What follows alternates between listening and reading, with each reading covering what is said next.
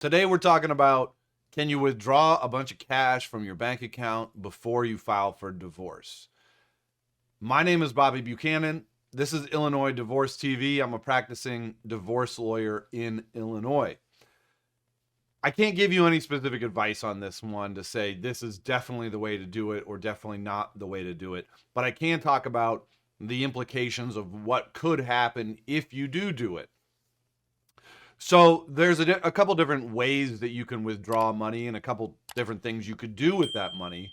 So, and then there's a couple different reasons why you might be withdrawing money. So let's talk about those first. So the reasons you could be withdrawing money is, one, you believe that you're protecting the money. If you don't withdraw it, then your spouse might withdraw it and they might blow it all on things they shouldn't be blowing it all on. If you might be withdrawing it because you're just angry and you want to make sure that if your spouse doesn't get any of that money, maybe you don't think you're entitled to it, and you say, well, if I can't have it, they can't have it. So you withdraw the money and then you throw it off of the back of a boat somewhere. Those are the two main reasons. Basically, you don't trust the other side, or you're angry, so you want to do something with it. Or I guess there's the third one. You just need some cash to get you through this because you believe that once you do file for divorce, you're going to be cut off financially. That last one is probably the most legitimate reason. Certainly protecting the cash, if you think your spouse is going to pull out a bunch of it, is also a legitimate reason. Not surprisingly, taking it all out because you're angry and throwing it off the back of a boat is not a legitimate reason. So what happens if you do take it all out and throw it off the back of a boat, or you bury it in a hole, or you give it to your brother? What is there a penalty for that in a divorce?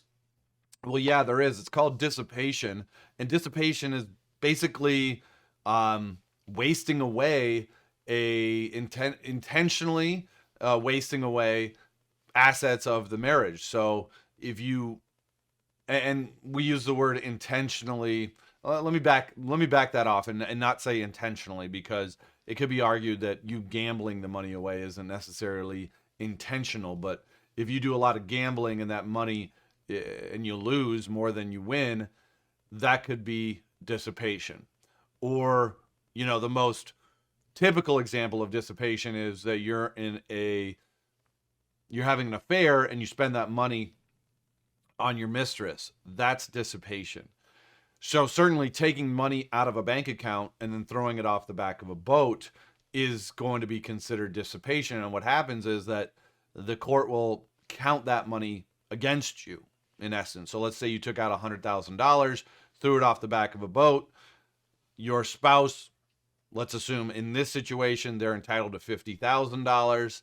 The court is going to say, okay, you owe your spouse $50,000. You threw $100,000 off. Half of that was yours. We're going to credit you with already taking $50,000. Now you need to give your spouse another $50,000, or you need to give your spouse $50,000 to make up for the $50,000 that you wasted away. Let's talk about the more legitimate reasons you might want to pull out a bunch of money. The first one being that you're afraid that if you don't protect the money, your spouse will waste it away. So you're doing this preemptively.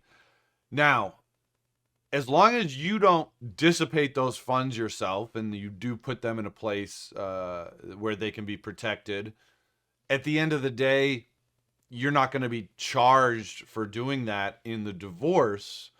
It could lead to some other things in the divorce that cost you money in attorney's fees. Usually one person pulling out a bunch of money is going to trigger some sort of action by the other attorney. They're going to go rush into court and say, Judge, this other side is messing with the marital money. We need to do X, Y, and Z, probably, freeze the assets in some way or order you to put them back. And there's going to be a bunch of litigation around that money and protecting that money. So there is going to be costs associated with you pulling that money out if the other side goes to their lawyer and says, hey, they shouldn't be able to do that. So that's one thing to keep in mind.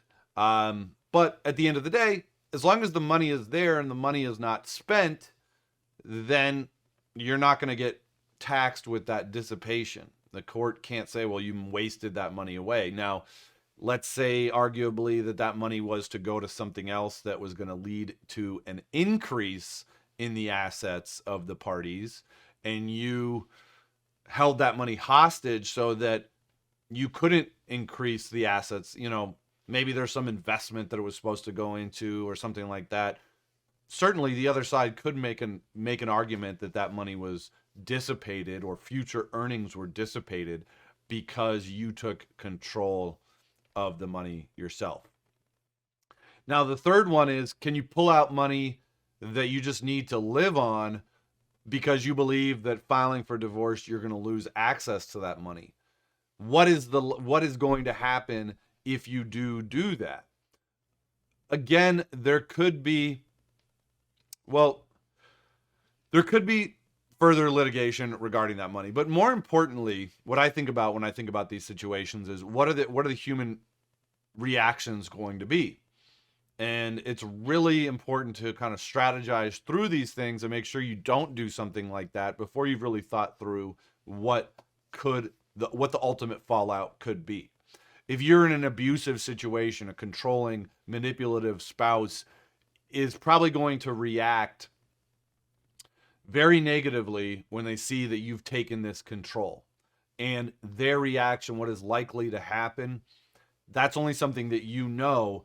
But if I was working with you, I would want to talk through, okay, what are the possible things that could happen? Is your spouse going to kick you out of the house? Are they going to do what's called self-help and change all the locks on you? And really gear you up for the worst case scenarios here so that we can make sure that we're doing this intelligently and that there's not some sort of backlash that we didn't think about. Will you get taxed with dissipation for taking out money to live on? No, but there is going to be an increase in litigation expense, and the other side won't necessarily have to pay for that. So if there's any way to get through this without having to make any sudden moves with money, that's generally the better way to do it. But certainly, if there's going to be a cash grab from one side or the other, then it's something to consider. But you have to think through what are the implications, both legal and practical, or what are the human implications? What are the behavioral implications of doing it? There's no right or wrong answer in the law. There is black and white areas. Certainly you're going to be charged with dissipation if you throw it off the back of the boat. But lots of times there isn't, a clear answer. And that's where getting legal help is going to help.